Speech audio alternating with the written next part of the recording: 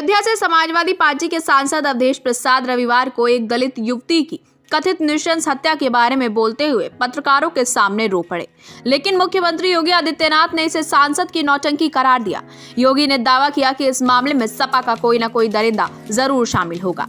अयोध्या जिले में पुलिस ने अनुसूचित जाति की लापता 22 वर्षीय युवती का शनिवार को निर्वस्त्र शव बरामद किया, जिसकी बेरहमी से हत्या कर दी गई थी। परिवार के सदस्यों ने हत्या से पहले दुष्कर्म का आरोप लगाया है और उसके शरीर पर गहरे घाव होने का दावा भी किया है। घटना के बारे में जानने के बाद अवधेश प्रसाद पीड़ित परिवार से मिलने के लिए पीड़िता के घर पहुंचे। भावनाओं में बहकर वो पत्रकारों के सामने रोते हुए बोले, मैं उसे बचाने में असफल रहा। उनके सहकर्मियों ने उन्हें सांत्वना दी और उनसे मजबूत बने रहने और न्याय के लिए लड़ने का आग्रह किया। एक पत्रकार वार्ता के दौरान अवधेश प्रसाद ने कहा, मुझे दिल्ली लोकसभा जाने दीजिए, मैं इस मामले को प्रधानमंत्री मोदी के सामने उठाऊंगा।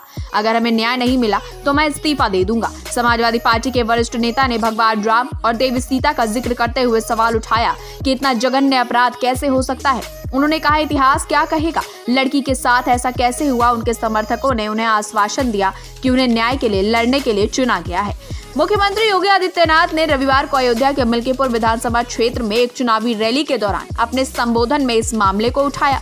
योगी ने कहा, अयोध्या में एक बेटी के साथ घटना घटी है। जांच जब निचले स्तर पर जाएगी तो आज जो नौटंकी इनका सांसद कर रहा है, याद करना, उसमें भी समाजवादी पार्टी का ही कोई दरिंदा शामिल जरूर पाया जाएगा। योगी ने सपा पर अपराध करने और गुंडागर्दी का आरोप लगाया।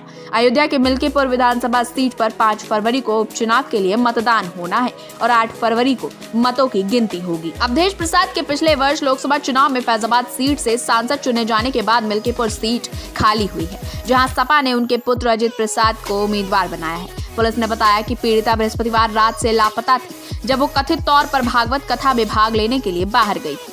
इसके बाद उसके परिवार को काफी तलाश करनी पड़ी।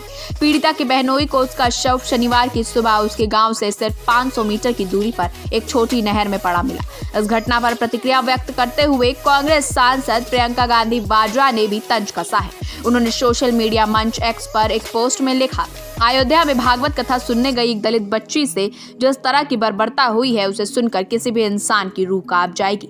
उन्होंने आरोप लगाते हुए कहा, ऐसी क्रूर घटनाएं समूची मानवता को शर्मसार करती हैं।